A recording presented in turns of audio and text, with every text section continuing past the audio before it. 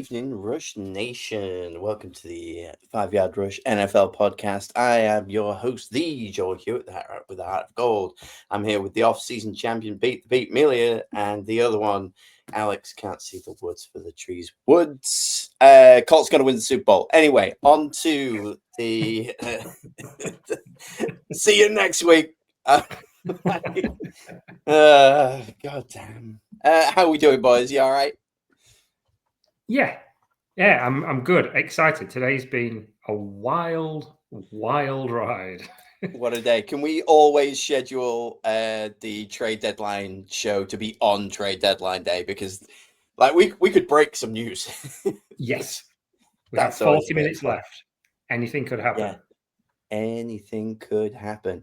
Yeah, what a time to be alive. And yeah, I just wanted to be the first one to get it out there before everyone starts jumping on the bandwagon and just say that due to the trade today, the Colts are going all the way. You were all naysayers, the lot of you. We've got an episode here.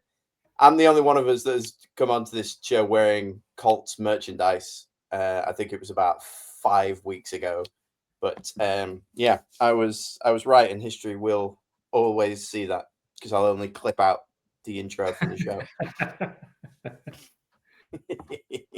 How you been, Alex? Yeah, buddy. Yeah, this weekend felt like it was a really good one, and then there were some points where I'm like, why are we even watching this game? Yeah, there was some bangers and there was some trash, but save that for later. On to probably going to be the biggest news week that we'll do this year, so let's hit it.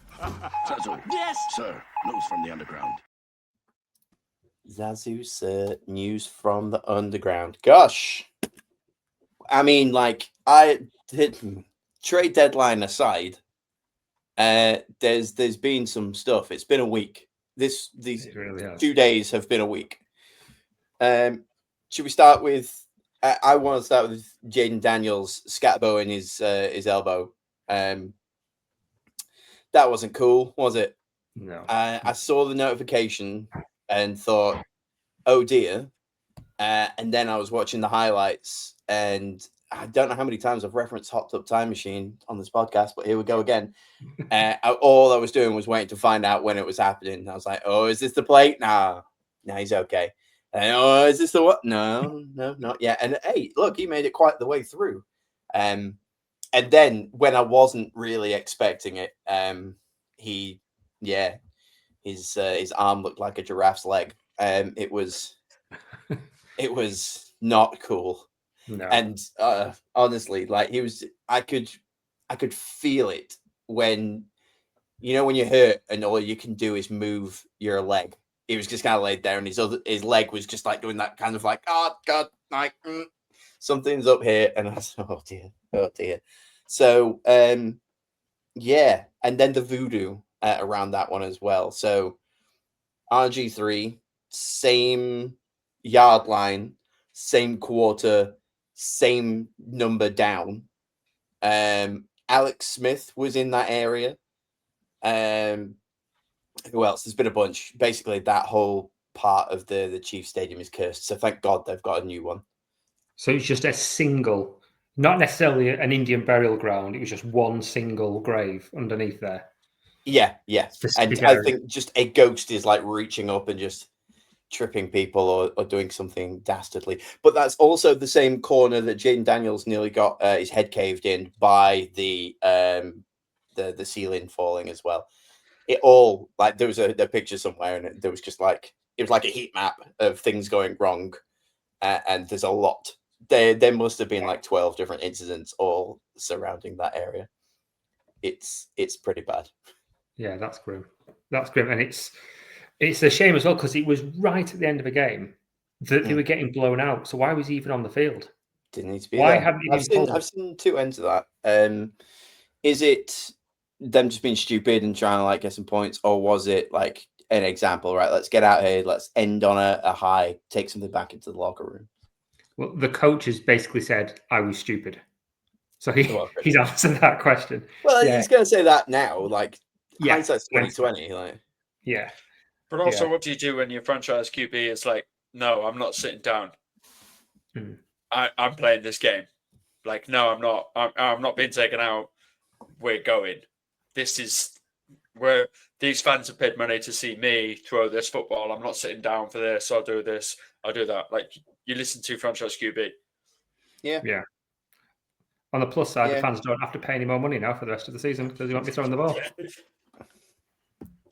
Yeah, it's people are going to stop showing up, aren't they? People, you're not getting bums in seats for Mariota on that. And boy, did they open the door wide for the rest of the division to go ahead and get some wins and scream up there, just as Dallas did against the Arizona Cardinals. Definitely just had every opportunity to claw it back a little bit and decided not to. So that one was weirdly fun for me on that one. But hit me with some more news. Come on, Pete. You've been writing these things down. You've been actually making notes.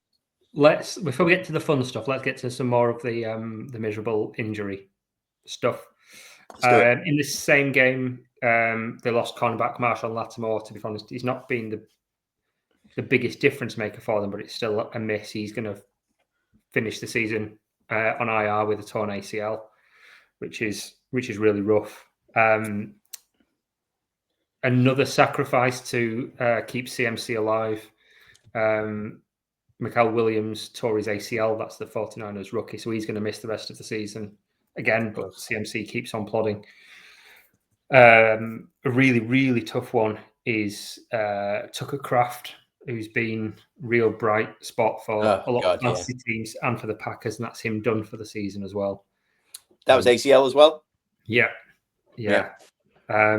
So that's, again, another injury, and that's a huge loss for them. He's been Jordan Love's favourite target, which is a real shame. Saying entirely sarcastically as a Bears fan. Speaking of which, the Bears, their defensive end Deo Odeyingbo, who they signed in the off-season to play opposite Montez Sweat, he's out for the season with a torn Achilles. So the Bears have just traded for Joe Tryon-Shoyinka. Great name. Yeah. Well done there, because I read it. Absolutely not. Yeah. Then let's hold fire on the Chicago chat. There's going to be a lot of that this week because people can probably imagine. But yeah, they got him and a 7th rounder for a 6th round. It was nothing really. He was a 1st rounder for the Bucks. Didn't get the 5th-year option. Has barely played for the Browns. He's just been a depth piece, and he'll be a depth piece now because he'll sit behind Austin Booker. Another huge miss. We were worried that Joe Alt was going to miss a lot of time a few weeks ago when he had an injury, and we were really nervous about that after obviously Rashawn Slater went out, but now he is done for the season. Yeah, having ankle surgery, that's really, really rough for the Chargers. That's a big miss for them. And you could see it in the game. Their running game could not get going at all, could it? The running game was awful. Cost me quite a bit on my DFS team when I got Kamani Vidal in on the cheap. Who else is injured? CJ Stroud is currently in concussion protocol as well. That was a rough. I was expecting the Lance arm from that one. Honestly, when he went down, I thought he was just like ghostly and just be Tua in a little bit. And they were looking like pretty sharp as well. To be fair, the Texans, I didn't mind them this week. It's I found them to be a bit of a difficult watch, but they were sort of interesting for them for once. And yeah, I don't like seeing anybody. Concussion's the worst one for me. Like stuff tears, all right, fine, that can heal and stuff. Your brain hitting the inside of your skull too hard, that's a bridge too far for my liking. Thank you very much. Yeah, and Cole Kmet went out as well this week with quite a bad concussion as well just before halftime, and he missed the rest of the game. So we'll see how bad that is. But I think he's going to be concussion protocol for a few days. They just look scary, don't they? When somebody comes down and they don't know where they are. It turns your stomach just as much as a funny arm position. Whenever I think of a concussion, all I think of is the scene from the Will Smith movie. I don't know if anybody caught it or anybody has seen it. Pursuit of Happiness. No.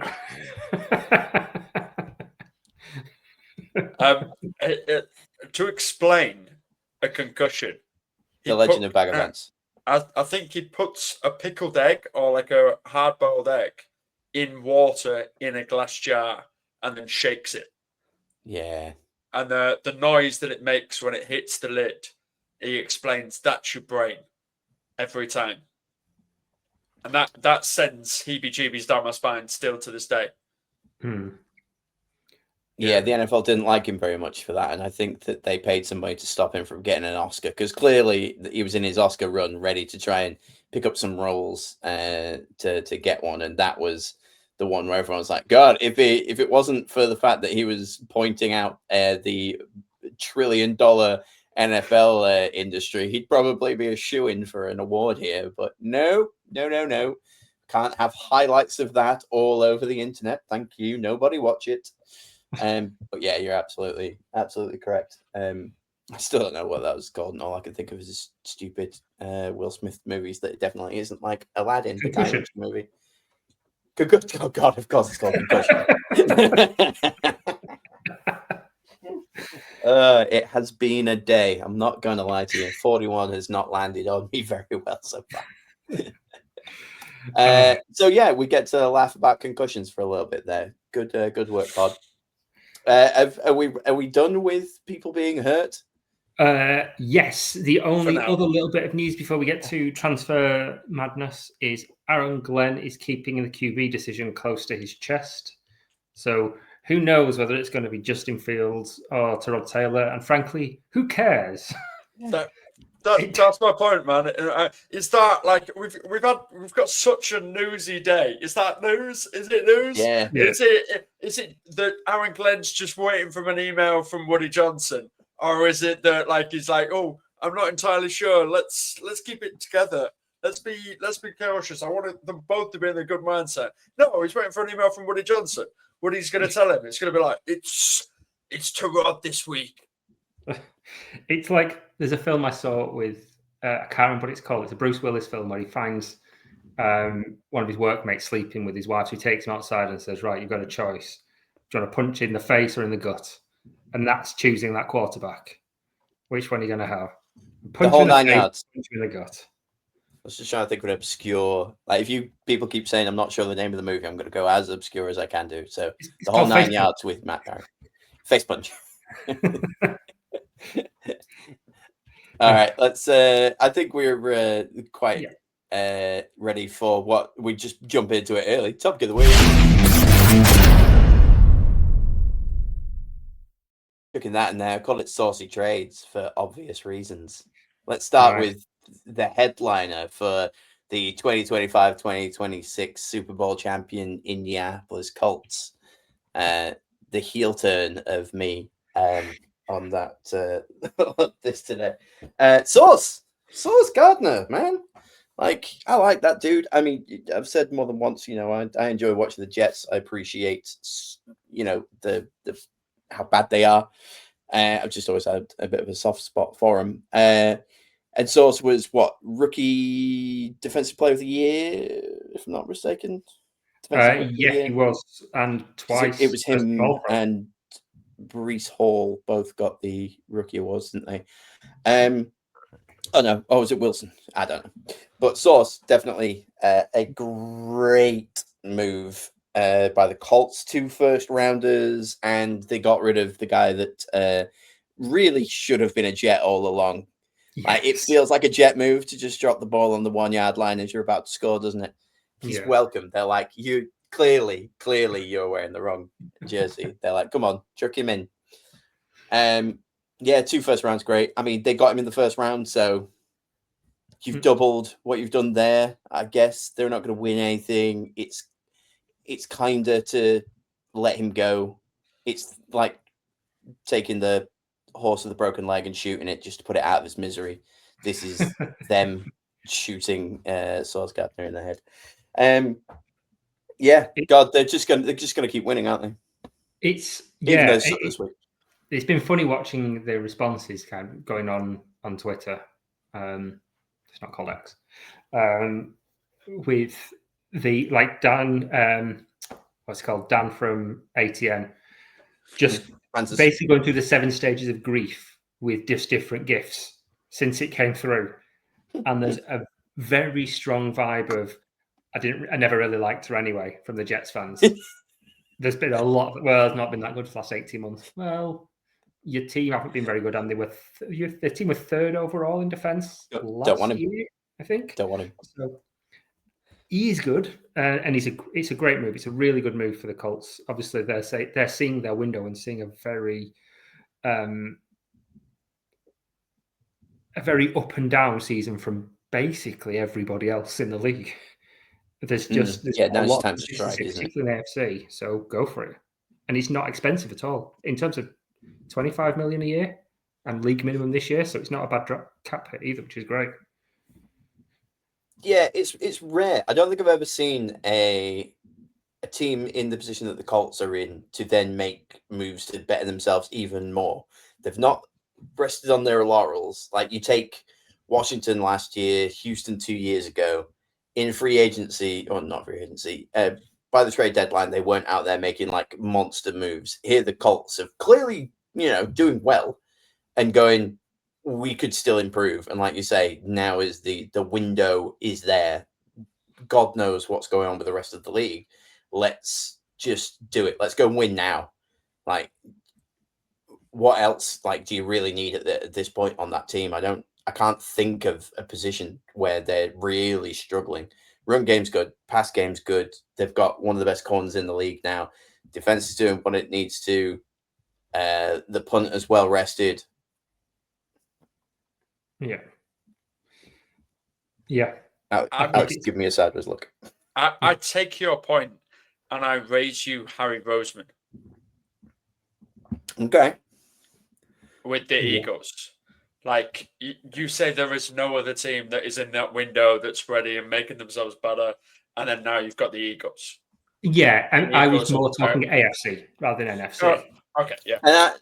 And in my defense, I was thinking the scrappy team that nobody expected to do very well to then continue to make moves. But yeah, no, like the Eagles continue to do so. I've lost where they are in here, but has anyone got what they've been doing?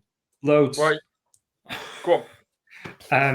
They've signed Jalen Phillips, the defensive end for the Finns, for a 3rd. They've got Michael Carter from the Jets, the cornerback, and they got Jair Alexander from the Commanders. Alexander's a big name. He's not a big player anymore, so he's just a depth piece. But they've still got 10 picks as well. So they're giving up loads of picks to get good players and to strengthen, and they've just still got absolutely tons of capital because they've traded away players at the right time. He gets a lot of credit, and he should, because he's very, very good. Yeah, in 2026, they've got 8 draft picks. They've got a first, a second, 2 thirds, 2 fourths, and 2 fifths. And they could also get compensatory picks for having Milton Williams traded, which obviously that would be a 3rd round pick as a contemporary pick. And Josh Sweat, that could be a 4th. And then obviously they also traded Mekhi Becton. That could be a 5th round compensatory pick as well. So they could get more capital on that. Who's letting them get away with this? Where no one's looking at them, and then all of a sudden, this just hoarding all of these picks. Well, the internet has been on fire because, again, it's the Eagles. Again, it's their bye week. Again, they're just making moves before this trade deadline. I've seen Packers fans want to absolutely just blow up their franchise because they thought that this could be the year that they top the Eagles. They go there, they get something, and then the Eagles do this, and they don't have an absolute chance now. The Eagles are stacked in many, many, many, many, many more ways. And the funniest thing about this as well is that the Eagles have gone to the 1 seed in the NFC on their bye week. Jesus. They've gone up without playing. That is as good a bye week as it gets, really, isn't it? Is that because on their bye week somehow the Cleveland Browns lost? Is that I know different areas. I'm just thinking karma wise, somehow Cleveland still managed to lose, which means somehow the Eagles still managed to move up a spot. There's just the scales of fate between the two. Yeah. There's some blind skeleton somewhere like just holding up like two like weights. Yeah. Like hit me with some more fun stuff. Like it's been a 3 hours, and we've still got 20 minutes. Shall we talk more Jets? Because there's lots and lots of Jets. They are the stars. If there are any left. There are. Give it half an hour. There might be more. They traded Quinnen Williams has gone to the Cowboys. Yeah. So wore my Quinnen Williams jersey this week. Sealed his fate. That's cool. He's gone for a 2027 first, and it will be whichever is the better pick out of the Cowboys and the Packers. So the Cowboys. Yeah, basically. A 26 second, and Mazzy Smith, the DT at the Cowboys, has gone back the other way to kind of replace the player. Like for like in terms of roster, not like for like in terms of quality by a long shot.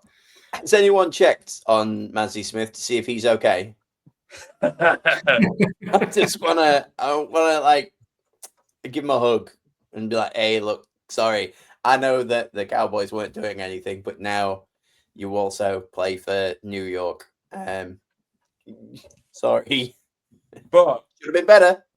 But now also you're trading Dallas, where everything seems to be popping off post-COVID, and it's one of the most like busy and bustling and new cities that are really developing in America.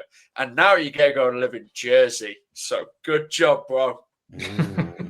Yeah, and a horrible state for tax, if I'm not mistaken. That's why everyone hates getting traded, not just traded there, but drafted over there, because you have to give them a lot of money, which would suck for him. So yeah, thoughts and prayers to the Mazzy Smith family for A, having to go to Jersey, and B, from losing a third of his paycheck to sit on a 2-7 Jets team. Are they 2-7?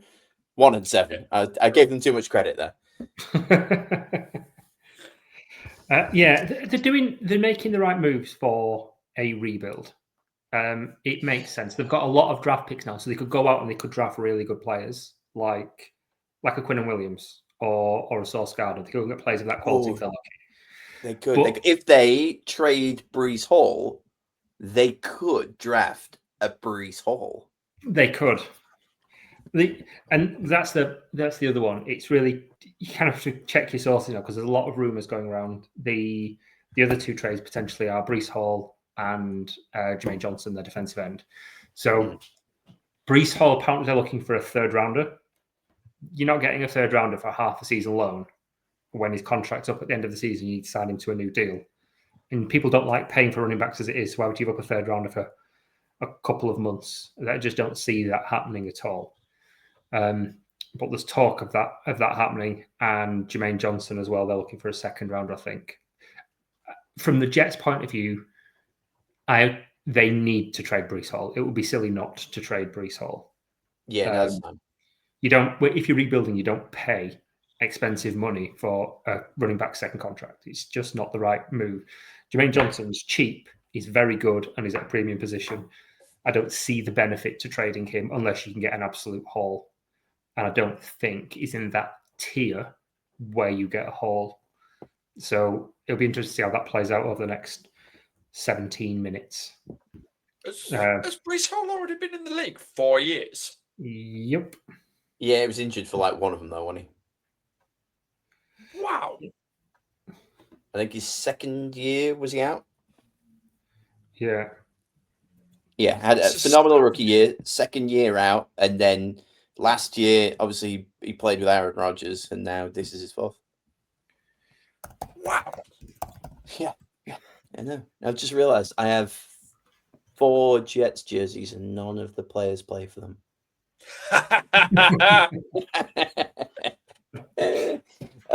Yeah, I've got a Quinnen Williams and Aaron Rodgers and a Tim Tebow for anybody who wants to know, and then a fourth guy whose name I've completely forgotten. It's just a classic Reebok one. I've got a Mark Sanchez Jets jersey. Bloodstained Mark Sanchez Jets jersey, and that's not a joke. I mean, yeah. You've got like in your wardrobe, you've got a really dark Halloween costume. I don't think it's going to be. I don't think it's going to get appreciated in York. Somehow. I don't think it would do. I just explain it. Just hang on with the sweets. I need to explain this because it's really good. Let me just find the news story. Let me just find it. Let me just stay there. You'll laugh. Yeah, it would be the lock screen on his phone, so he doesn't have to explain it. He just flashes his phone up, and it's there. I've not resubscribed to the Athletic. Give me a minute.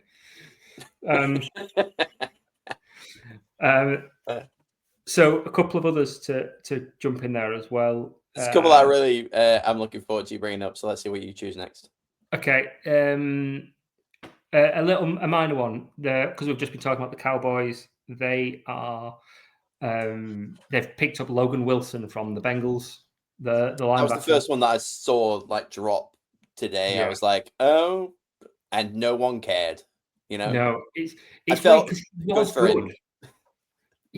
He's been a good player, but if you can't get in the rotation for this Bengals defense, I'm pretty sure a traffic cone could get a job at linebacker for this defense.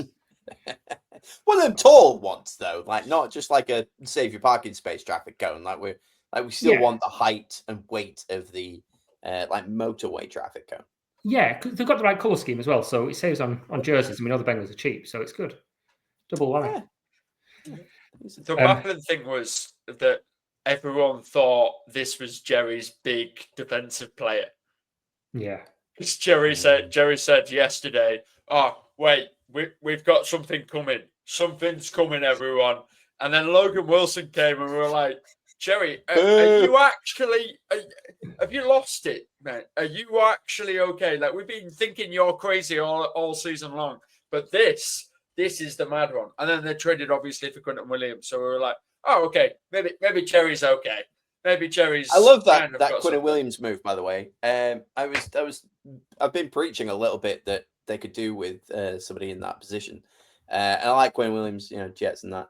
I was surprised to find that Quentin Williams was still on the Jets a few weeks ago because he seemed like the kind of player that would have been traded last year. I'm like, oh, okay, fair enough. So yeah, decent for that. And yeah, Logan Wilson.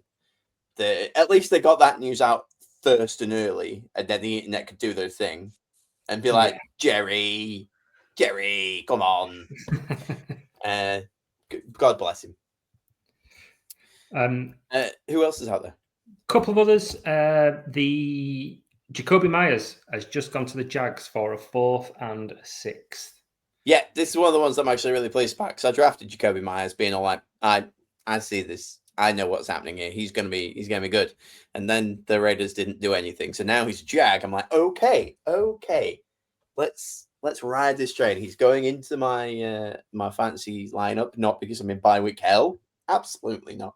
But he's definitely starting this week. Or I hope they're playing this week, or is he part of the bye week hell? Let's have a look. What are the Jags doing? Yeah. Ali? Good. If we also go back to the very first episode of this podcast, the three of us predicted Jacoby Myers would not be a Raider. Look at that. We were right. Because he wanted a trade in the off season. He did. And he's now got what he wanted. Now, obviously, what was it? Probably the Jaguars that he was always after? Probably not, because I'm still not 100% on those guys. I still think I swapped, remember? Weird. You did, yeah? You heard it here first. I'm not entirely sure Trevor Lawrence is the guy, but we'll wait and see. Another weapon like Jacoby Myers, maybe he could push the boat into kind of Sam Darnold territory. Yeah. Hey, that is no longer damning with faint praise. If he can push the boat into Sam Darnold territory, he's cooking, my friend. Yeah. Darnold is on fire. Yeah, he looked good, didn't he? He did. Again. Yeah, we might come to that. But it's timely as well because Travis Hunter's on IR, isn't he? So they need some help over the next corner. I mean, if they needed help at wide receiver, why didn't they throw the ball to Travis Hunter? Or Brian Thomas? Brian Thomas is also there. Yeah, give you that. Do they have the best? Well, maybe not the best. I'm giving too much praise here to already forgot his Myers. But they've got now with Myers there, like they're pretty stacked. Very good. Yeah. It is a good room as well, and they've got a decent rookie tight end as well, haven't they? Yeah. Not one of them is like, oh my god, we're gonna have to double him, but not one of them is any slouch. Like, you wouldn't be surprised if one of them went for 150 yards and 2 touchdowns, but you wouldn't expect it every week. Yeah, exactly. And if you've got them 3 on the field at the same time, with somebody as creative as Liam Cohen has shown to be when he was at Tampa, I think they can do something. They can do really interesting things as they try to split that coverage. And if people are particularly on teams that try to go man, it could be really, really difficult for them. So that should be really interesting. ETN and Tootin just out there. ETN can like catch a pass out the backfield. With a slightly more competent quarterback, they could be really dangerous. Or with a slightly more competent offensive line. Yeah.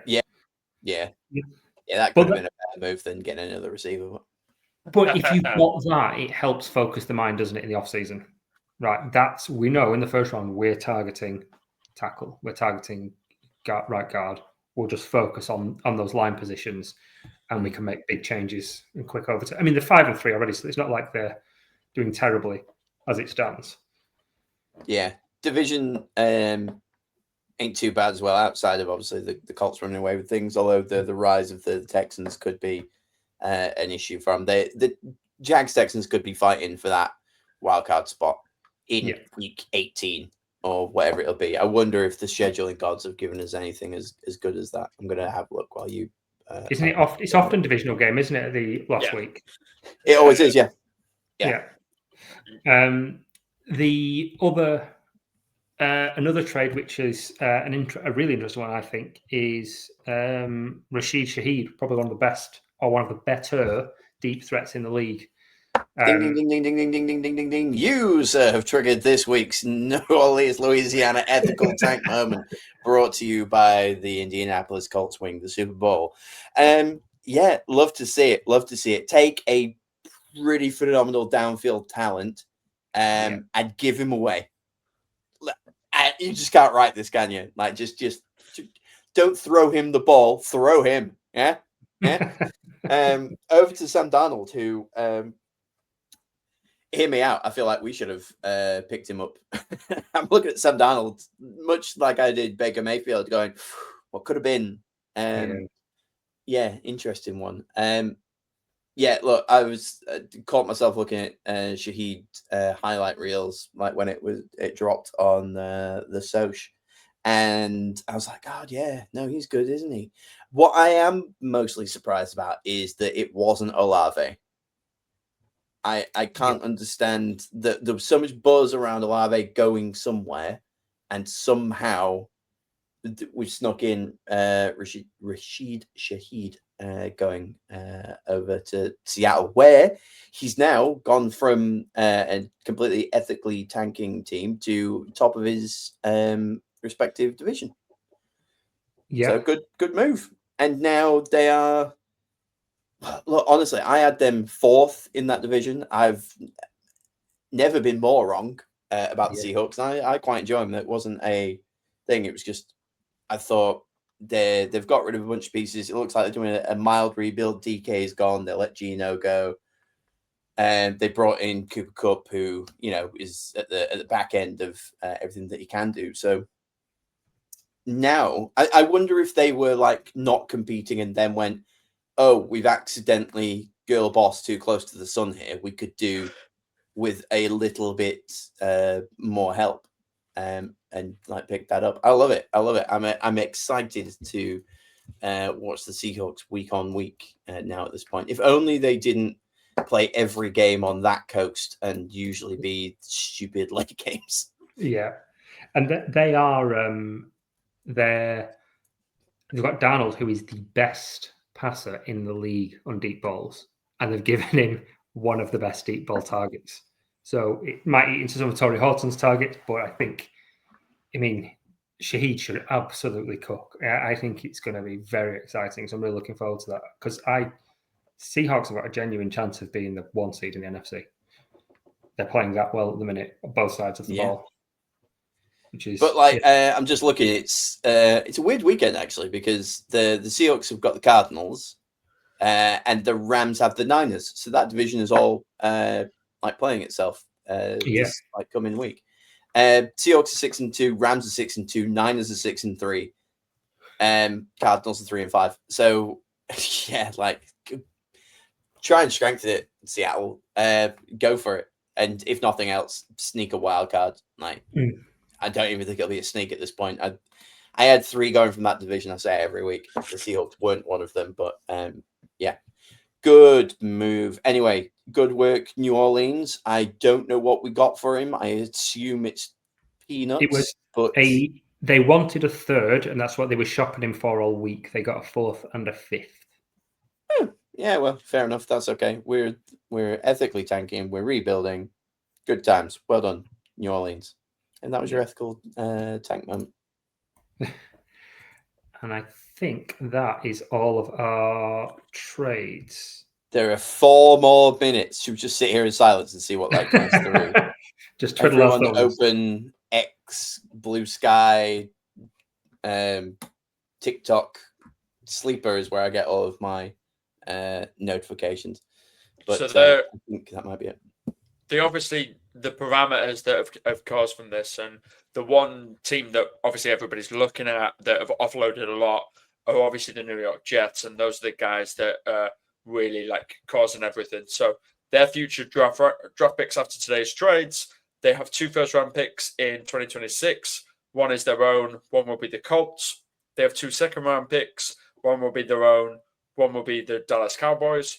In 2027, they will have 3 first-round draft picks. And somebody online, I think it might have been Albert Breer, made the really valid point of when you've got that many picks, you could use that to trade for a legitimate starting quarterback. If you've got a team that's not doing very well, it's got a really good quarterback, Bengals, you could use those picks to go and get Joe Flacco. Excellent. Good work. Thank you. To back it up, their cap savings that they're now doing by offloading all these players in the rest of this year, they're going to save $625K. 2026, they're going to save 1.25 million. In 2027, they're going to save 23.7 million pounds. Yeah, in cap. So that immediately, if you want your rental of a quarterback, there, 2027. That's your season. That Peach just said there. That's your season. You've rebuilt it. You've got 5 first-round draft talents, and 3 second-round draft talents there immediately. Amazing, great. Top 60 players in 2 years of drafts. Now, obviously, this year is not great for offensively, but you've just got rid of half your defense. Next year might be good for offensively if I'm reading the college game correctly. I might not be. I might be getting it completely incorrectly. But this is what the Jets have had to do because Aaron Rodgers brought all of his friends and the Jets front office gave them really, really, really happy contracts. And we're like, yeah, you're going to push it over the top. Yeah, this is going to be great. We might make the playoffs. Everyone's going to be really happy. We'll do anything for you, Aaron. And then, they've had so much dead cap space. They kind of have had to make all of these trades. Yeah. I tell you what would be an interesting one to look out for at the end of the season. If they've got this, they've got the cap space and the flexibility, and they've got those picks. I wonder if they try and make a move for someone like Kyler Murray. Because there's potential for him to move on. He's less of a risk, and he's shown that if they can invest in the line and they protect him well, he can play. He can play if he's well protected. So that could be quite an interesting move for them.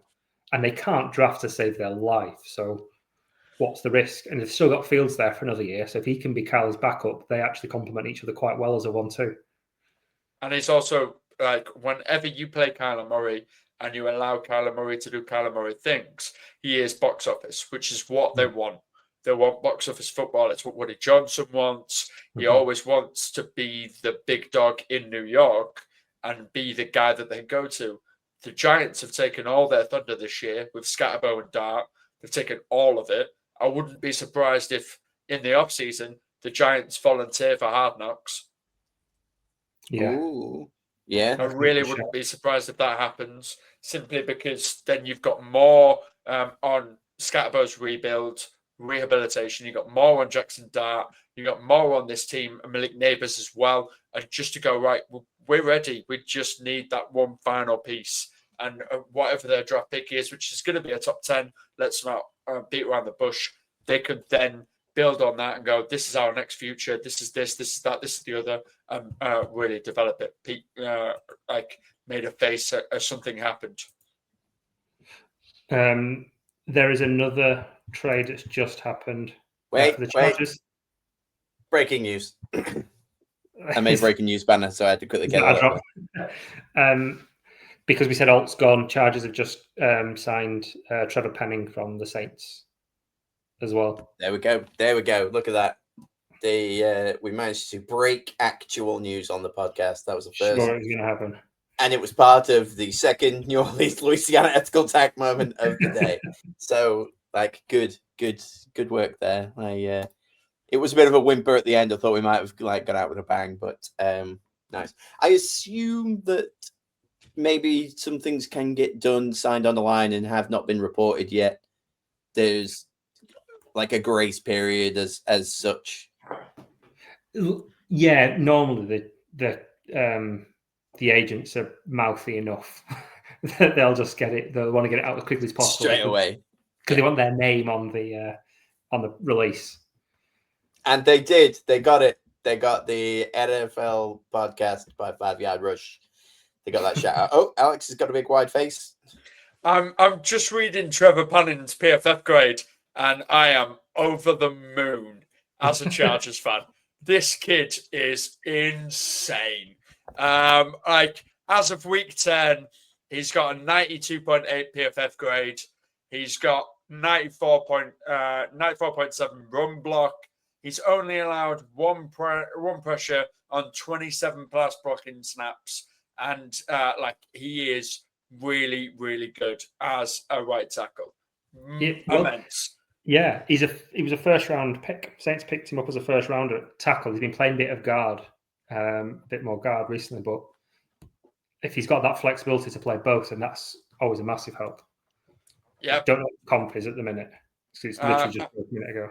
All I can tell you is Justin Herbert is literally dancing around the room with Madison Beer in his arms, and he's spinning and jumping and going, woo!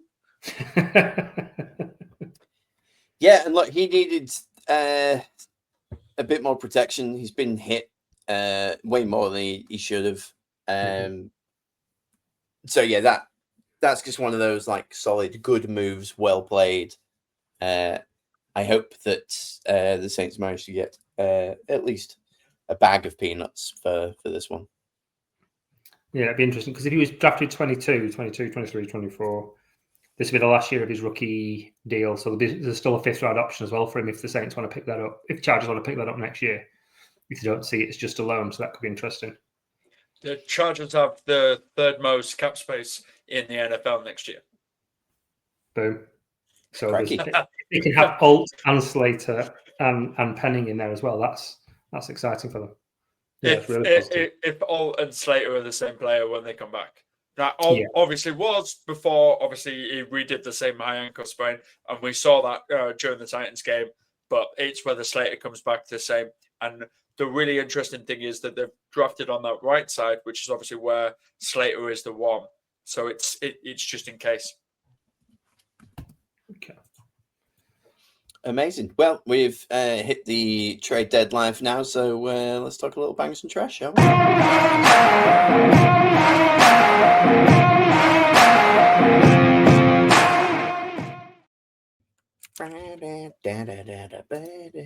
It's tune. Love it. Yeah, week. I'm just kind of blown away with kind of like with the fact that we've had like cool news stories, and now we're gonna have a bit of a chat about the week gone by. But such is the life of this thing. I'm just gonna start because I've only managed to put one thing in, so I'm just gonna start on a low. I've just written down dads with a Z. and specifically sports dads, and very specifically Papa Odunze, a random fan tweeted out, "Oh, I hope he gets traded to somewhere it'll be thrown," and Dad Odunze gives the little like pinned emoji and retweeting this thing. Firstly, what are you doing? You're on social media looking at random fans talking about your son and agreeing. And I know my dad would be doing exactly the same, and I know exactly how he would be holding his phone. He would open his flip case and he would hold his phone like this, and with his other hand he would be scrolling vertically and thinking, I'll retweet that. Glasses all the way down on the end of his nose, doesn't even need them, but like full Homer Simpson, just really, oh yeah, no, he makes a point there. Dads, give it a rest. Like, you've already nearly ruined Baker Mayfield's career. Odell Beckham Sr., you prick. Like, it's just, to be fair at the moment, it's kind of wide receiver dads is where I've got my problem here. Yeah, look, he tanked his own son's career and Baker's at the same time. Luckily, Baker is better than that and continued to do well. Fine, OBJ won a Super Bowl. That's not the point I'm making here. Just stay out of it. Deion Sanders, I'm wrapping you up in this one, actually, while I'm at it. Like, you didn't need to be, like, talking a lot about that other Sanders kid. And I've just kind of had enough. If I'm any front office, I'm going, I do not want Roma Dunze on my squad, even if we did need that receiver, because all I'm going to get is this from his dad if I don't do what his like armchair GM is going to do. So trash, absolute trash. Leave it alone, like sports dads. Yeah. Sometimes it works. Williams' sister's dad, he was a prick as well, but like they did okay. But you know, other Will Smith movie. That's two. That was the trade-off. That's the one they got the Oscar for. I love it when things just come all the way back round. Yeah, that's the stuff. Also, if you want to go full thing of like why Will Smith also thought the Williams sister dad was terrible, they named the movie King Richard. Now, if you shorten Richard in a well-known name, what do you get? That's all I'm saying. I'm not going to specifically say it. It was a very, very good choice of what the movie was going to be. Just saying. Will Smith, really love you. French Prince, yep, absolutely. Really well there. I've seen you in concert, pal. Like, I went to the Scarborough gig where you were at. Absolutely. Much respect, man. Much respect. Please don't come for me. Alex is currently getting jiggy with it. We'll just give him a moment. Yeah, actually, we've also got a Bears dad as well. Caleb Williams, your dad was a problem as well. Let's just stay out of the business, shall we? Smarter, more highly paid people than you know what they're doing. Yeah. Poles is just doing a TED talk to the team as we speak, just saying, can you do a favor? Can you just take phones away from all of your parents? Mm-hmm. Just tell them to knob off. Yes, please. Yeah. Has Tua's dad been in anywhere? No. It feels like he should have been. But respect to Mr. He's the one that should have been saying, look, my son's brain is like a cocktail shaker. Can someone have you seen the Will Smith movie? The egg. His dad's saying, don't play my son. Please just don't play my son. Please stop playing my son. Could Tua end up in the Jets? That feels like a real Jetsy move. I mean, normally you don't trade in division, but it's Tua, so that actually might help the Finns. And it's the Jets and it's the Dolphins. It's like your two idiot cousins deciding to like swap pogs. Looking in Alex's eyes to see if he knows what a pog is. Nope. Okay, we did it. We did it, everybody. So that is it on my trash list. It was that much that I just needed to have. I should have given myself the one on this one just to trash dads. But there we go. I'll save that one for Father's Day, where I'll bring this one back. Both Father's Days, actually. I know. I think we have the same ones that yours. I digress. What did we like? What did we not? What was your bangers and or trash? Alex, hit me. I want to just absolutely ruin a specific football game, if that's okay. I don't want to ruin one team or another. Both teams are in this. The Lions Vikings. First of all, Lions, how did you lose that game? Jared Goff, absolutely legit. 25-37, 284, 2 touchdowns. That's a winning touchdown. That's a winning quarterback performance. That is clean game. Sure is. Absolutely sound. JJ McCarthy, 14 out of 25, 143 yards, 2 touchdowns and an interception. That's a losing TD quarterback performance. That's not good. That isn't good. But yet we've got Vikings 27, Lions 24. Who won this game for the Vikings? It wasn't Aaron Jones. It wasn't Jordan Addison. It wasn't their defense. Who won this game? What happened? I'm now actually looking now. It just is nothing. It's just absolutely... That's my point, man. It's just nothing. There is absolutely nothing. The Lions were accurate. They scored a touchdown in the first, second, and fourth quarter.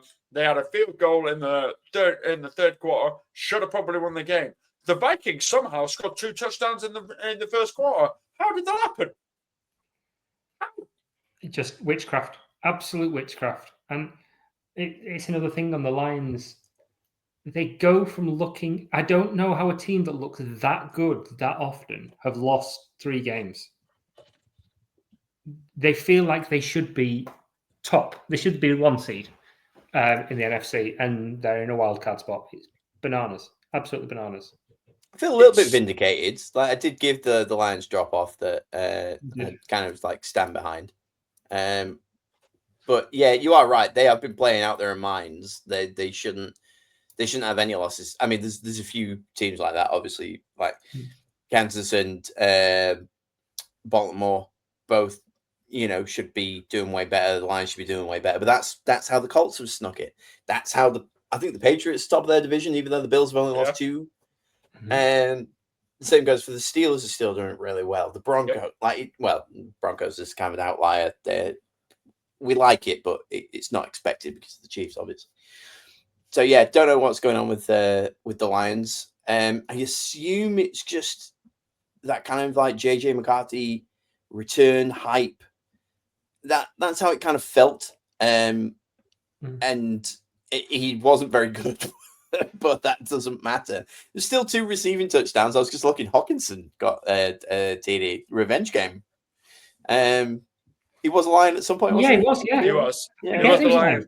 He was a Lion. They traded him year 4 before like everything, and then they drafted Sam Laporta because they drafted Sam Laporta. They traded him, and they were like, oh, well, we've got a 6'3" monster tight end that's really good. Hang on a minute, we just drafted this kid that's 6'4". Actually, he's better. So they got rid of Hawkinson. It was a questionable move at the time, but Hawkinson's a great TD tight end. Really great. Really, really great. Arguably top 5 in the league. Yeah, no, totally agree. Yeah, definitely. Yeah, bizarre game. Great game. And there's a lot they had a real opportunity as well with the Packers losing as well. And I mean, they're one of my trash, so I might as well just jump into that at the same time. Roll into it. Again, the Packers on paper are phenomenal. They're such a good team. They've got talent everywhere. They've got so many weapons, but they were awful this week. And before the season, I hyped Jordan Love up. This guy he's got so many weapons. He's super talented. He can use his legs. He doesn't use them enough, in my opinion. Doesn't run enough. But then he just has games where he just looks an absolute dud. And against the Panthers, I mean, they've lost. They drew with the Cowboys. They've lost to the Browns and now the Panthers. These are teams. That's what I was just checking my notes on. Teams that have beat Green Bay here. It just says the Browns and the Panthers. Yeah. And I know they're beat up. They lost Matthew Golden in this game. They lost Kraft.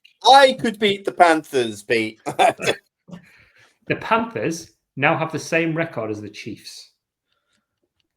Playoffs. Weird. Alex I've was all seen like, that. he gave me a lot of guff for giving the Panthers a playoff push in the offseason. He couldn't believe it. I think he stormed out, if my memory serves correct. I was very, very angry. Yeah. Yeah.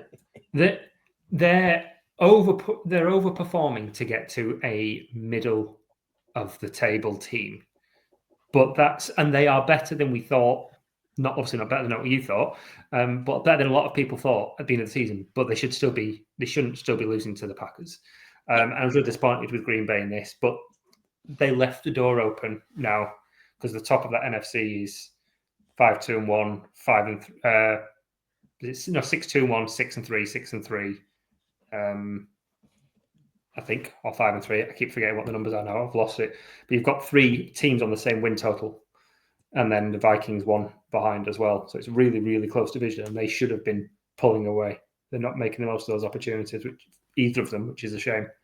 Yeah, we've got Eagles, Bucks, Seahawks all on 6, and then Packers on 5.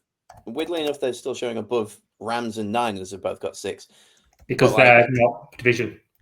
Yeah. Of course. The 5-win teams are Green Bay, Detroit, Chicago, Carolina.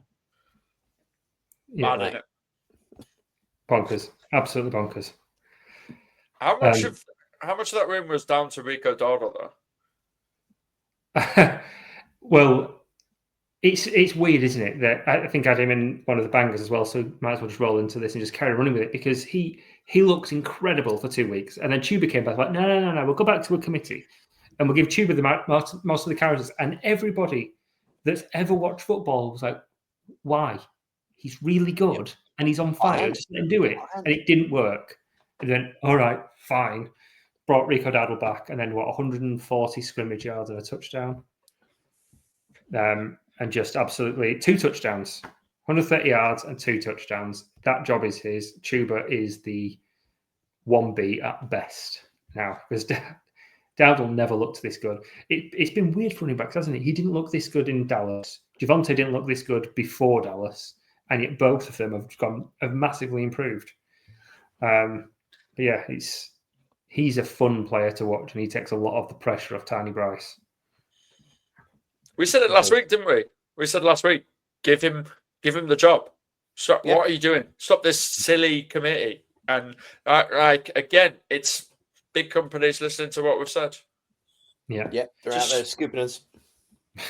Just follow, man. Just follow the pod. See what we say. Absolutely. Yeah, you ain't wrong. What you got this fine day, Alex? What did you enjoy? Have you got any bangers? Yeah, James Cook's amazing. Oh, isn't he? Yeah. How good is James Cook? Before this season, you went, "Oh yeah, James Cook is pretty good. It's okay. He'll get 100 carries this season. He'll get 20 carries a game. He'll be the guy that is in the trenches for the Bills, and he'll really do well." But you don't look at him. You look at the weapons that Josh Allen has, if he has any. You look at what Josh Allen does with his legs. You look at what Josh Allen does with his arm. But holy moly, all I could watch during that Chiefs Bill game was James Cook. And that's saying a lot with the talent that's on that field. But James Cook, is he RB1 yet? That's my question. Is he the best running back in the league? Rico Dowdle, mate. Right. Okay. Dowdle, and it was Scatterboo, so until the obvious happened. No touchdown from Cook this week. I was a bit annoyed just because he was in my out of treble on 3 touchdown scorers, and he was right on the line. And I think twice Josh Allen just snuck it for himself, the selfish man. But yeah, no, I agree. Yeah, there's a reason that they paid him when he did the hold in. I was watching him on Hard Knocks I agreed with him. I think everyone agreed with him. I think it was just taking them time to work out the best deal for him. He was never going anywhere. He probably could have practiced, but it looks like he didn't need it because every single week he's just out there being a team player. You gotta respect that, especially in a team where Josh Allen does have. They make up all sorts of stats, don't they? So they've got something to show on TV, but it's like 8 consecutive seasons with X amount of rushing touchdowns or whatever it is, or he's surpassed Cam Newton at something or other, as long as it was on a Thursday in November. But yeah, for him to come out and just be that consistent, and he's been there a few years as well. Like, this isn't like a rookie breakout or anything. What are we in season 5? Yes, I think so. Yeah. So yeah. You talk about running, about how good he is. The Bills are the number 1 running team in the league. They lead the league, and he's on 108.4 yards per game. Jesus, that's bonkers. He's only about 30 yards behind Jonathan Taylor, who people are talking about for MVP, and he's played one less game. Gosh. Yeah. Where's Derrick Henry, by the way?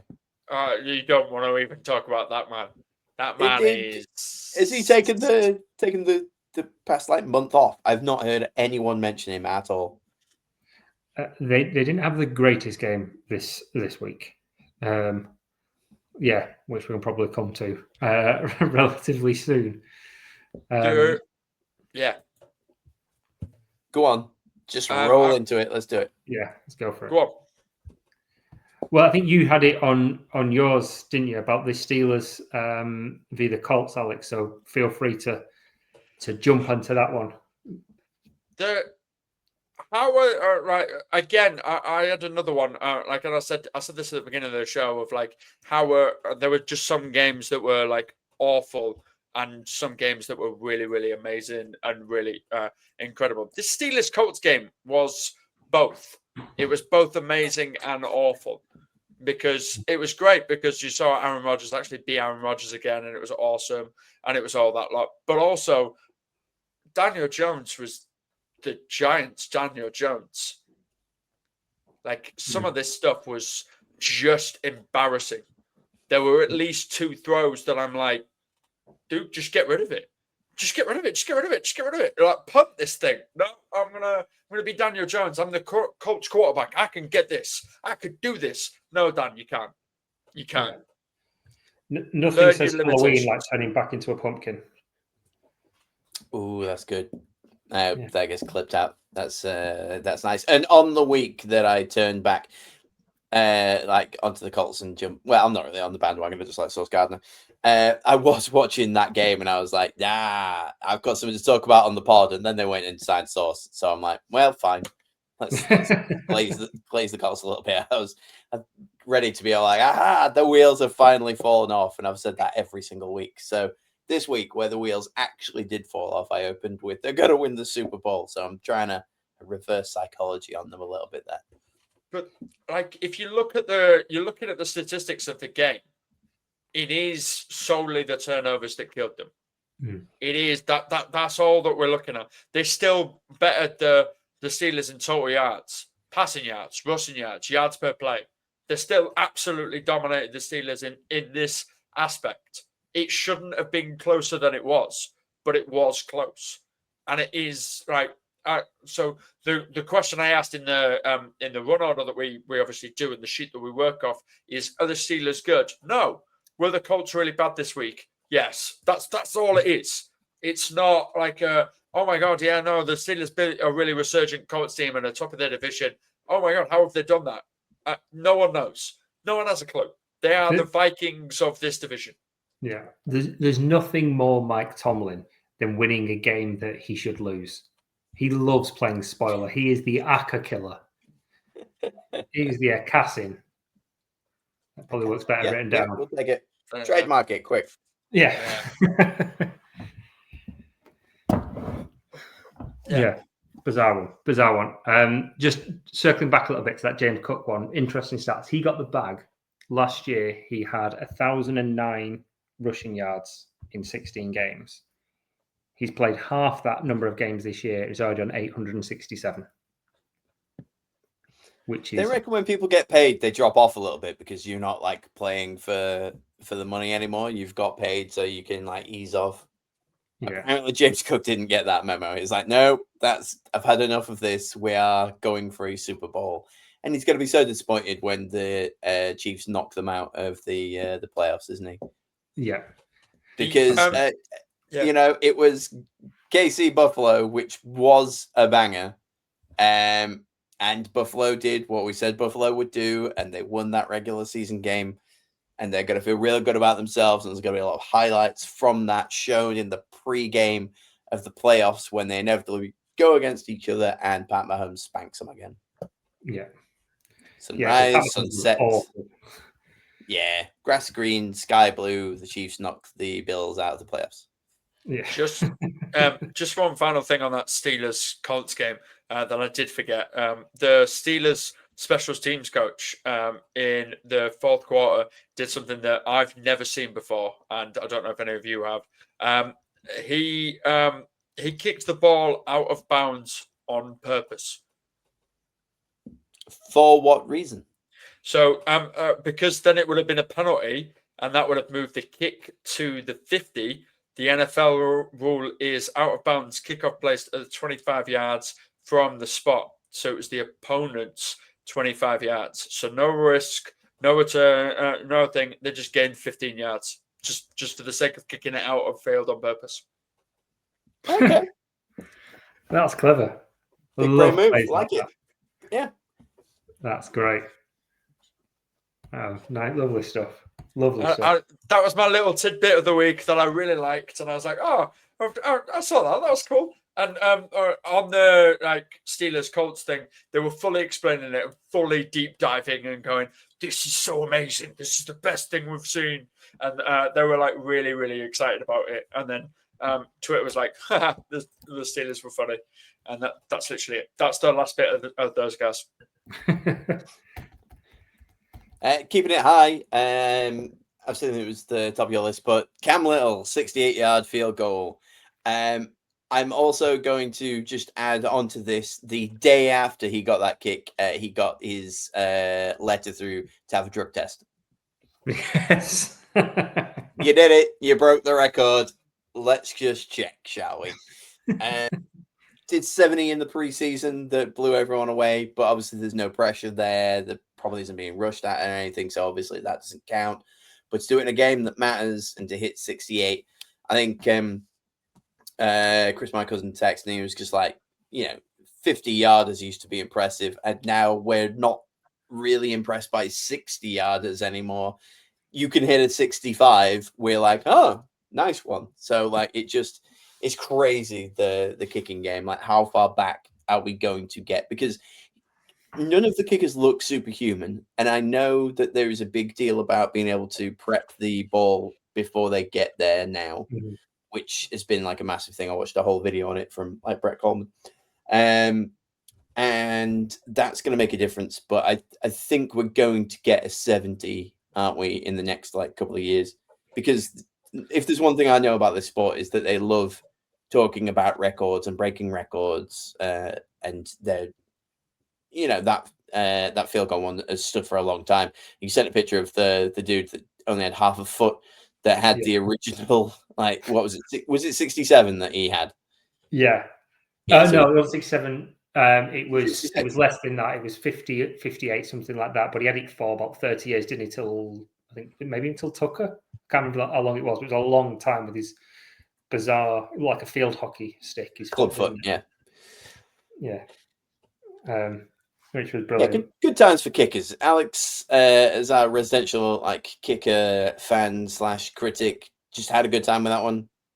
Yeah, I think we'll get 70 this year. Yeah. This year, I think this season, because now he's done it, and as Pete has written in his thing, it was good for 70 yards, man. It wasn't just over the bar; it was good for 70. I think now they'll go, Cam Little, he made that 70. He can do that. We've got that in our back. We'll pull that out. So yeah, Absolutely. Walk-off 70-yard field goal in the playoffs. Just get the win. Absolute swagger. Yeah. Doesn't even look. Although kicks it, walks off. Like, explosion behind him. Although I do have a kicker thing, and this is our weekly college football talk. So again, I do see some college football. So there we go. I don't know the Alabama kicker's name, but I did see that Nick Herbstreit absolutely went mental at this. The Alabama kicker had not got long johns on. He was only wearing shorts, and everyone went absolutely mental. Like, and when you say shorts, like he was dressed as if he was a soccer player, he was a football player, but obviously the NFL shorts are skin tight, and he didn't have long socks, he didn't have anything. He was just wearing his cleats, shorts, and his stuff, and he looked mad. It looked absolutely crazy. Herbstreit was not having it. He was fuming on the air. And then he then went and made a 58-yarder like it was nothing, walked off. Absolutely, there you go. Alabama didn't even win that game, but it was still funny. And there we go. Other Alabama news, obviously Nick Saban retired last season. They've already lost 5 games since he's retired, and that was the whole that they lost under Saban. So there you go. There's the other little tidbit that is there. That's wild. I think the thing with the Jags now should absolutely, and to a certain extent, the Cowboys should moneyball this and just go, right, invest everything in our defense, because as soon as we get a turnover, we're in field goal range. So we're pretty much guaranteed 3 points. Just play really safe offense, go ball hawk defense, because we can just moneyball, just low score, just keep chipping away with 3-pointer, and just wear people down. You obviously go for the touchdowns, but you know every drive should be a 3-pointer when you've got a kicker like that. How many possessions a game do the Jags get? Because then if you just like multiply that by at least 3, like you're talking pretty decent numbers. I can't see the stat here, but yeah, you could probably get away with. They definitely have the ball more than 10 times, don't they? So you're talking 30 plus. 10 to 12 possessions per team is the average for the league. So 30 to 36 points. Just even if you said 30, you're clocking 30 points without ever having a touchdown. Yeah.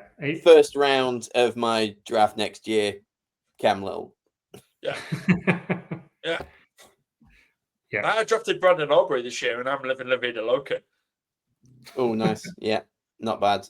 I bought into the Ravens guy far too much, and it's just perfectly fine. Tyler Loop. Yeah, you got me. Yeah. I think I've got him in like 5 of the 9 leagues that I'm in. But he's fine. He's doing all right. He's not doing that great just because the Ravens have been rubbish. Yeah. It's not even his fault. Just the team. He's had a season that would, if it was Justin Tucker, everyone would be like, yeah, well done, Justin. But it's Tyler Loop, and everyone's like, oh, who are you, bro? Who are you? Which is why Cam Little and Brandon Aubrey are getting like good stuff. And hey, the kicking game, as we've said, is great, and long live the kicking game. But there are still people that are missing like 30-yard chip shots, and it's still embarrassing. Yeah, Carlos Santos. Yeah.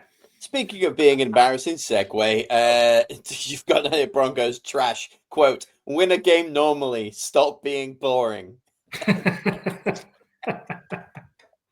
Go on, Alex.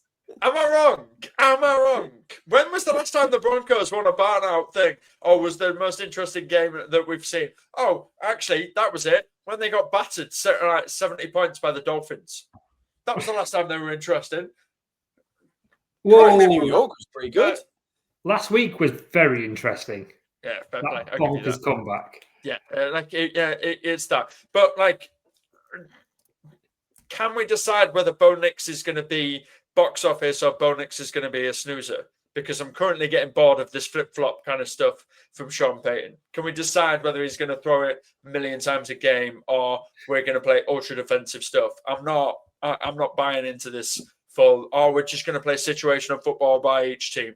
No, that doesn't fly in this NFL. You're just not going to get it in the regular season, man. Like the playoffs is where it's going to get real fun. he's just playing to make the playoffs. And when they do, that's when it starts being like the fun things. At the moment, it's just try and stay ahead of Kansas City however you can, or as close to, and just keep at it. And war of attrition, just keep plodding along. It's going to be wild come the playoffs, or they're going to do exactly what the Vikings did and just fold in on itself like a fly in a cupboard. They feel like the 24 Chiefs, don't they? Where they've got the talent, they keep winning these games, but they're not as fun to watch as you want them to be or as you expect them to be. The defense was amazing. They didn't allow a touchdown for the fourth time in 9 games this year. They've not allowed a single touchdown. That's bonkers. I mean, the Texans defense was excellent as well throughout this. This was 2 really, really good defenses going at it. So the Texans did well to just get a final touchdown and 2-point conversion, wasn't it, at the death, or later on, at least. But yeah, that to just allow field goals was really, really impressive from them. But I would like to see something a bit more exciting. When you get Sean Payton and when you get someone like Bo Nix in, you want a bit more excitement. A bit more. Yeah. The caveat to your stat, sorry, Pete, to completely, absolutely just ruin it completely. The caveat to that stat is those 4 teams that they played that they didn't allow a touchdown have been the Texans, the Jets, the Bengals, and the Titans. Yeah, fair. You can prove anything with numbers, Alex. Touche. Well, Bengals as well, won't it? Yeah, let the good times roll because they've got the Raiders this week on Thursday night, so I'm not expecting a touchdown. I think I might end up placing a anytime touchdown bet on the Broncos defense. Ooh, yeah, I'm going to. I think we'll get that double. I think we need to just do the classic service, and I'm just going to do the odd one of these and one of these. Do that, but I'm going to make that. We are here for you, Pete.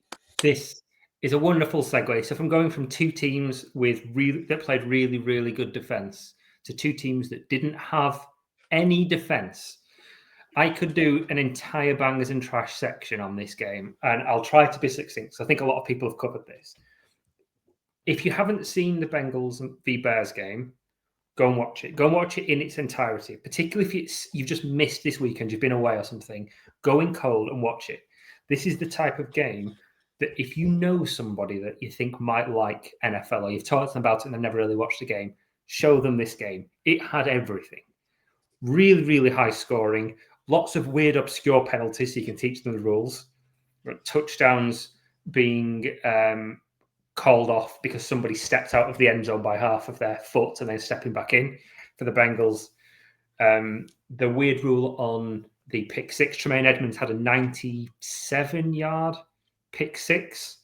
And normally it's down by contact. If you complete the pass, somebody touches you, you go down. But apparently when it's defensive or an interception, as long as you're touched on the process of going to the ground, even if you haven't completed the pass, that counts as down by contact, which was why that massive 97-yard pick 6 that would have completely iced the game got ruled out. The star of the game, there's a few, but Kyle Monungai, absolutely. I was a bit worried on this game. I thought I'd said beforehand he'll do well, but he is a 7th round pick. He was only starting because Swift was injured, and he has been the 1B there. He was an absolute monster. 176 rushing yards, 22 receiving yards. He didn't get a touchdown, but he destroyed them. He absolutely battered them all over the field.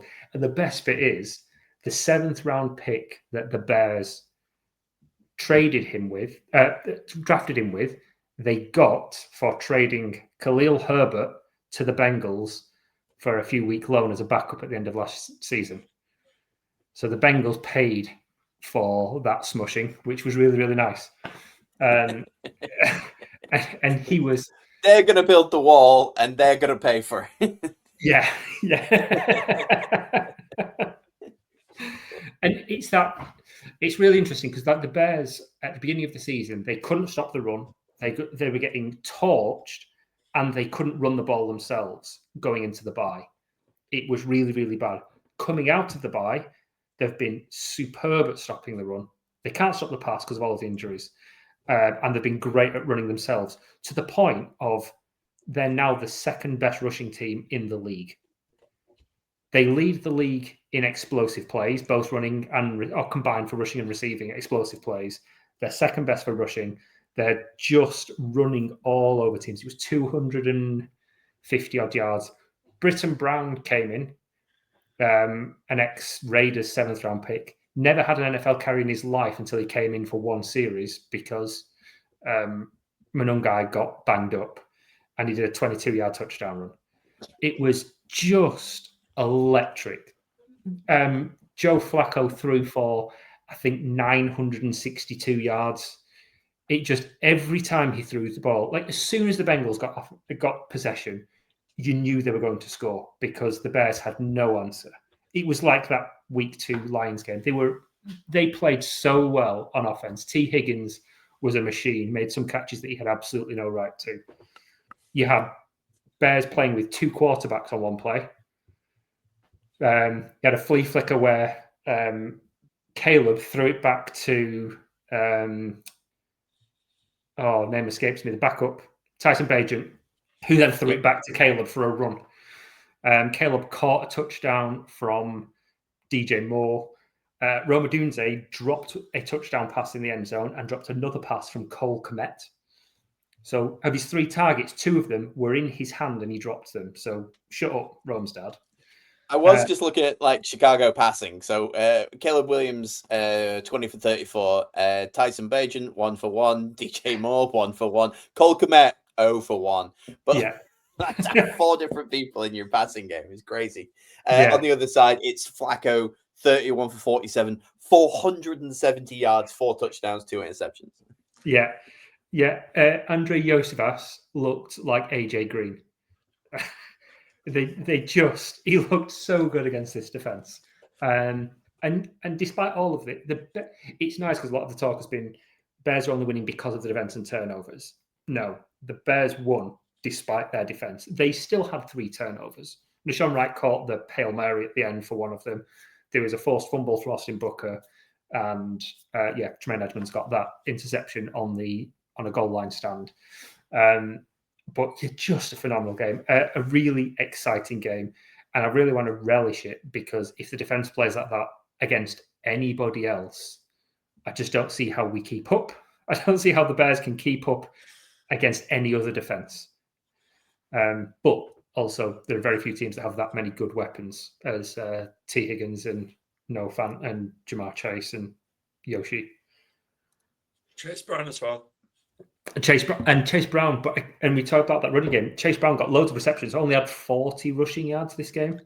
Didn't do anything in the running game at all. They couldn't get anything going, but they didn't need to. Their drives lasted about 4 seconds, and they just went 70 yards in those 4 seconds and scored a touchdown every single time, it seemed. Can we talk about the last drive? Oh, with yes. Caleb and then Colson Loveland. Can we just talk about that? Because for me, as not a Bears fan, and Joe can chime in and say that as well, Caleb Williams gets a lot of guff. Mm-hmm. Yeah. He gets a lot of guff. He's not the one. He's not the guy. He's not this. This drive, he proved he could be. Yeah. And the thing is, he's done that time and time again. He did it to seal it against the Packers in week 18. He did it a couple of weeks ago to get us into field goal position. Last year, he did it against the Packers when we ended up having the kick blocked. He did it against the Vikings to get us to overtime. He did it against the Lions. And then I can't remember if it was a blocked kick or something happened then, but he got us into position. And I can't remember exactly what happened, but he thrives in those Don't overthink everything. Just go down there, play hero ball. We need to get down there. We need to get down there quickly. If he can get into that mindset for an hour, he's unstoppable. Because and he is playing really well. He is. He gets a lot of stick, but he's playing very well this year. He's a top 10 QB in most metrics. And the offense is working because of it, and he is still developing.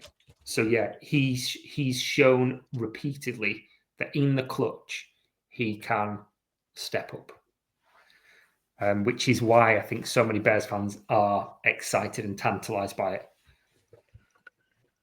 I know I invited you in on that one, but I'm cutting you off now. You've bared enough. Yeah, that's fair. It was good though, and I appreciate it. I like the look in your eyes when you start talking about a fun Bears game. And yes, everyone, if you have a spare 3.5 hours, go and watch the entire Bears game from this weekend before the next week starts. That's definitely a thing. I mean, let's keep the good times rolling. Like, I've got nowhere to be. What else we want to talk about, fellas? I know there's still a list of like all sorts of good stuff. I'm going to go straight on to waxing lyrical about the Seahawks, because we talked briefly about Darnold earlier on. Mm-hmm. Seahawks under Mike McDonald are officially and statistically the greatest away team of all time. Wow. Since Mike McDonald took over as head coach, they've won 11 out of 12 games on the road. They are an absolute, and that was with Geno Smith and Sam Darnold. Yeah. Who, like I said, we were worried that it was just the Kevin O'Connell effect in Minnesota. I think a lot were, and they were slightly concerned that he wasn't going to be able to keep it up when he got here, and he really has. He's been superb. And on that same thing, you've got to look at JSN as well. Jackson Smith and Jigba. He's played 8 games. 6 of them, he's had over 100 receiving yards. And in one of the others, he had 96. Yeah, he's number one receiver, isn't he, in the league? Yeah.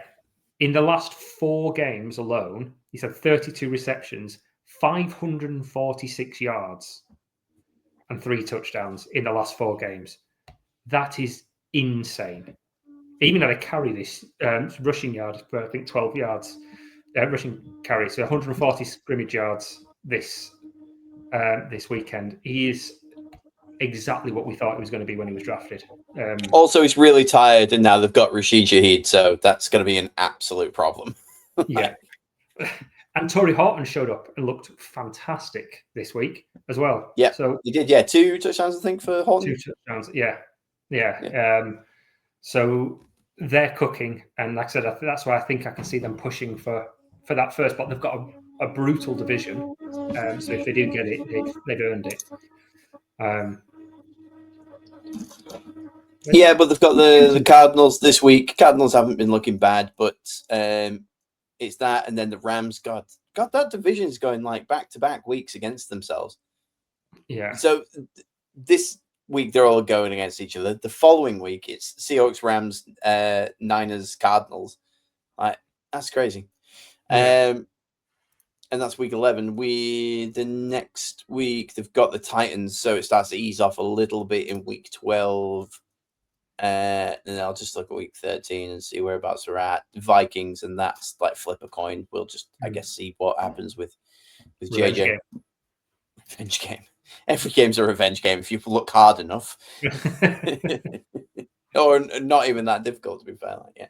But no, that's good revenge one because of obviously Darnold. I hope he goes in and smushes him.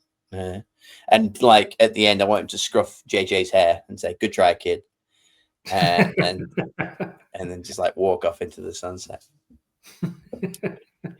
Just flick a cigarette out across the field.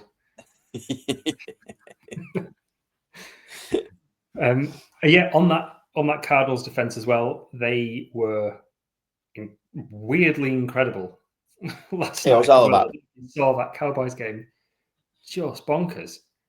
5 sacks, 4 forced fumbles, 2 of them they recovered, and they got an interception against a Cowboys team that have been, say what you want about them, but offensively they looked good. Pickens looked really good yesterday before the fumble.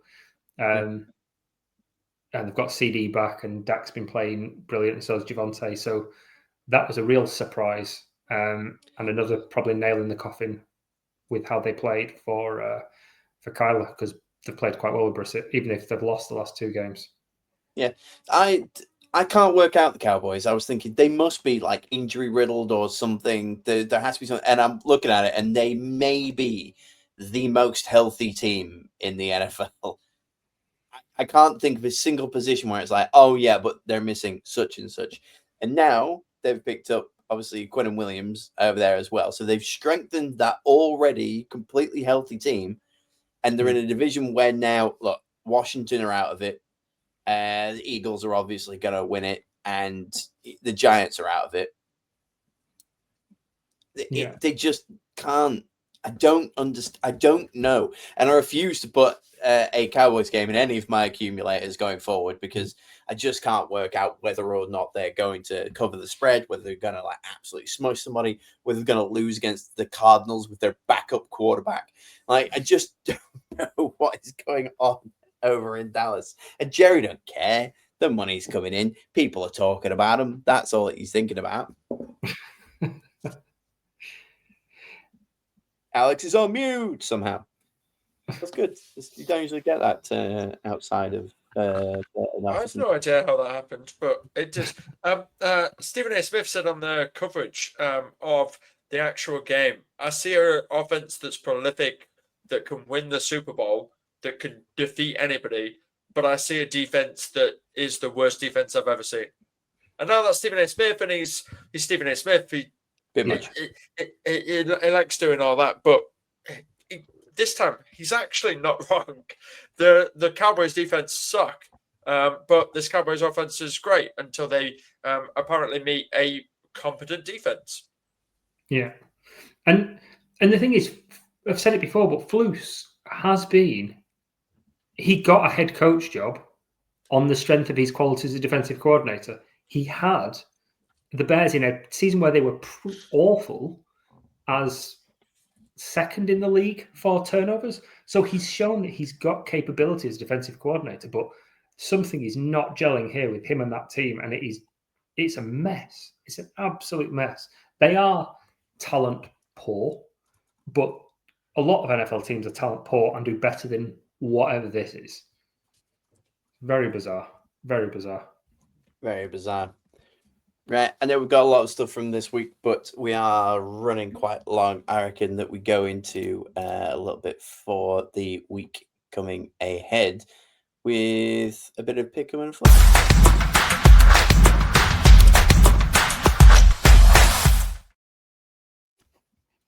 Yeah, I wanted to just like have a look, get some like highlights of what's coming up this week, because I always like to know what you guys like to watch.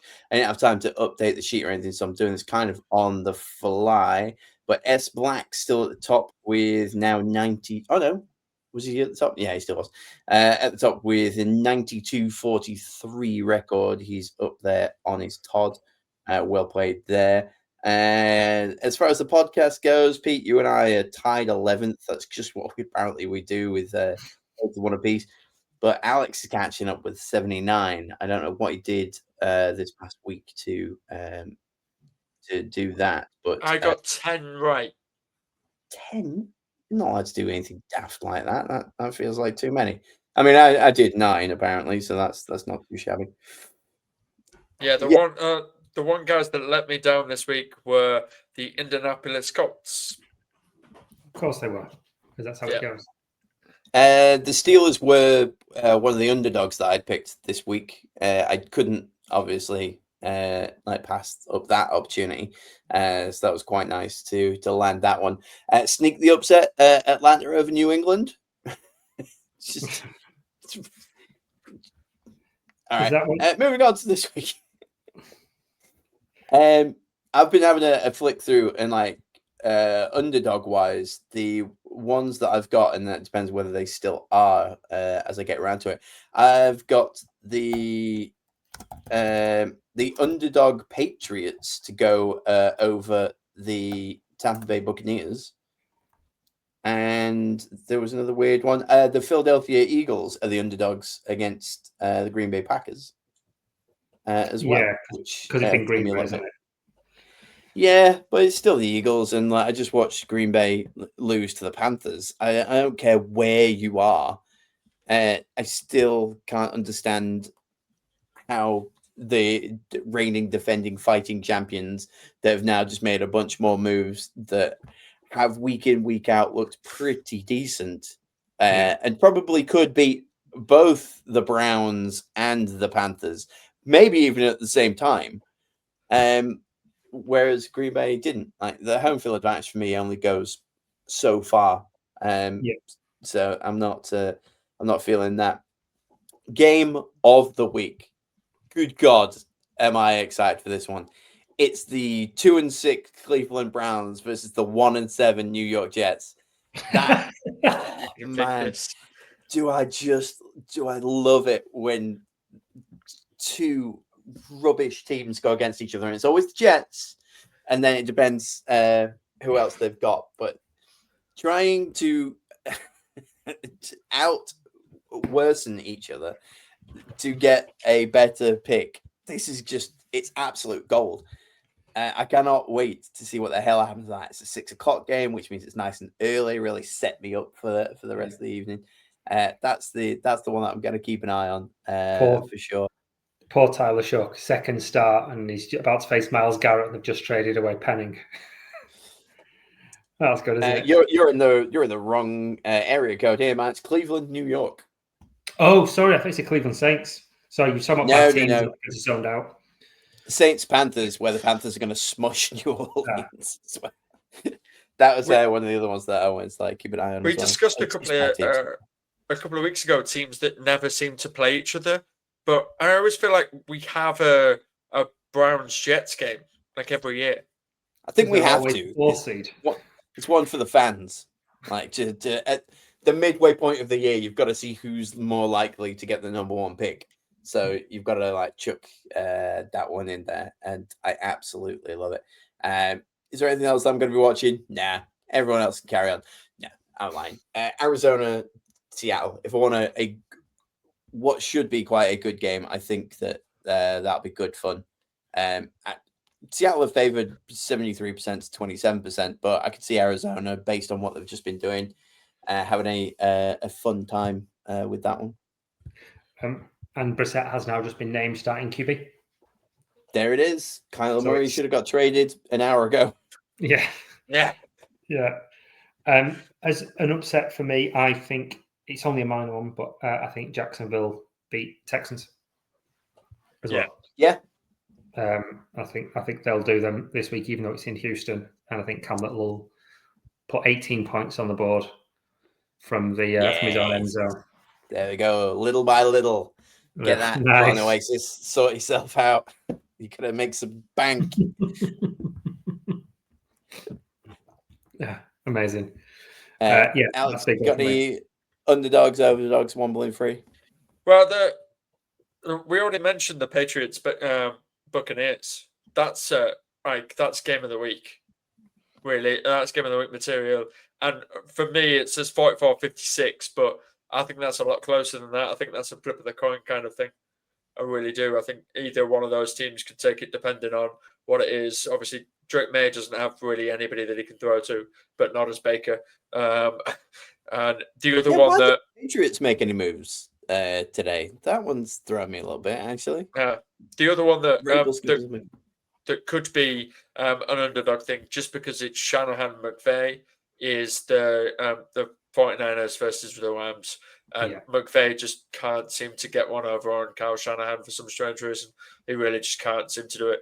But that's a really big underdog, and we just don't know, because obviously we've discussed the 49ers injury record just all over the moon. But both of them are 6. The 49ers are 6-3. The Rams are 6-2. That's a really interesting game as well.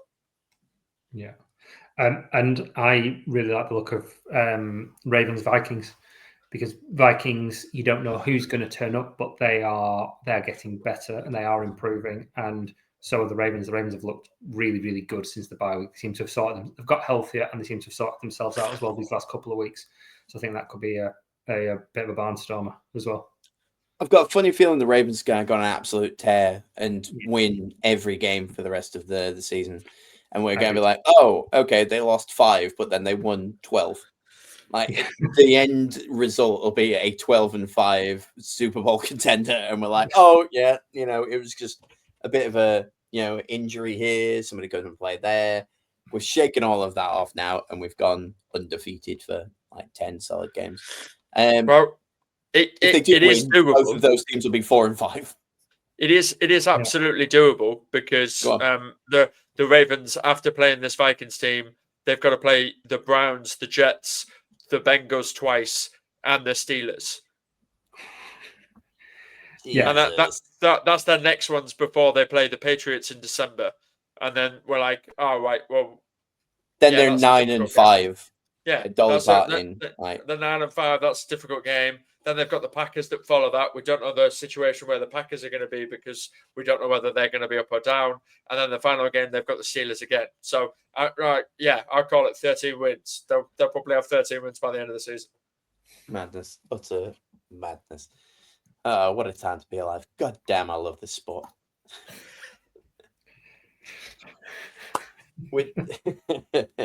All right, well, it is 10 p.m. and I think we probably could continue talking for another hour on everything, but people are going to get sick of us after a record 1 hour 41 minutes and 39 seconds. So thank you very much, chaps.